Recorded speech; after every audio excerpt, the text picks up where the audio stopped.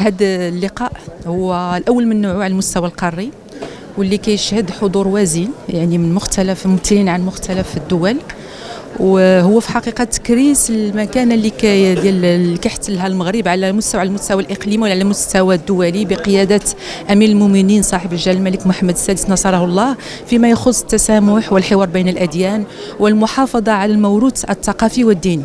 وأيضا هذا اللقاء يعتبر فرصة مهمة للتعريف بالتجربة المغربية، وأيضا تباحث الآليات ديال الشراكة والتعاون في هذا المجال.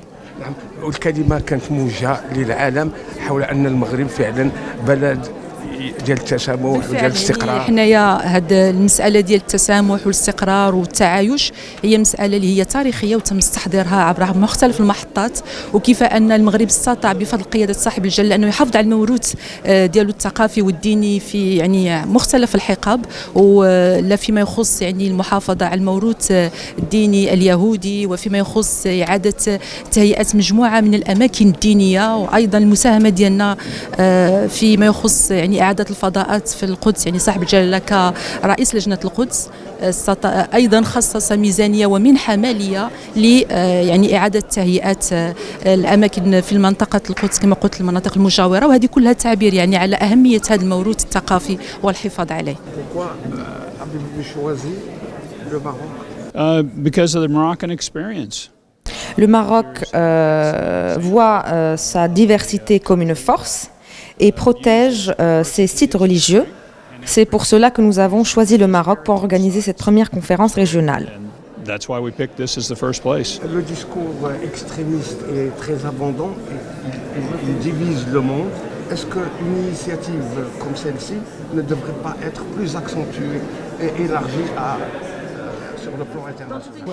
Bien sûr que nous devons faire plus pour combattre l'extrémisme violent, et encourager la liberté religieuse fait partie de ce combat. La liberté religieuse, c'est les gouvernements qui protègent les droits de chaque citoyen de croire à ce qu'ils veulent de manière libre et pacifique, où qu'ils soient.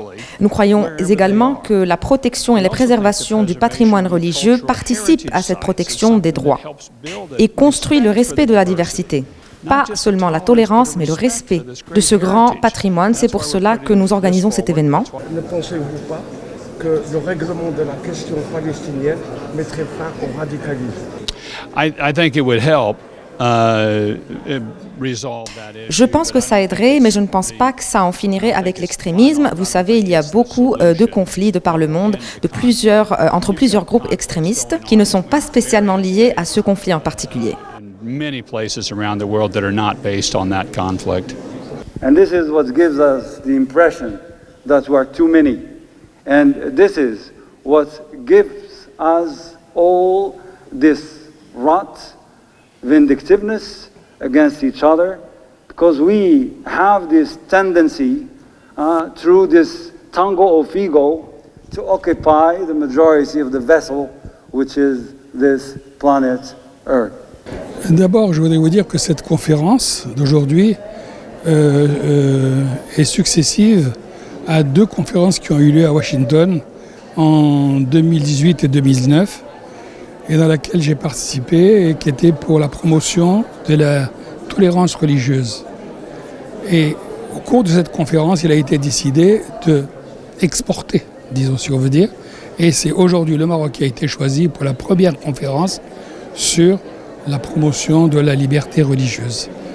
Donc déjà le fait que ce soit le Maroc qui a été choisi a une grande valeur symbolique. Ensuite, je pense que le Maroc a montré à travers les âges, à travers les actions des rois, toute son action, du point de vue de la tolérance et de la liberté religieuse, en particulier eu égard à la position qu'ont eu les Juifs durant des millénaires ici. Vous voyez, on a fait une exposition. C'est une exposition qui est unique au monde. Sa Majesté le roi Mohamed VI a décidé en 2010 de restaurer l'ensemble des cimetières et des synagogues juives du Maroc. Et cette opération est une opération unique au monde. Parce qu'on parle de 170 cimetières.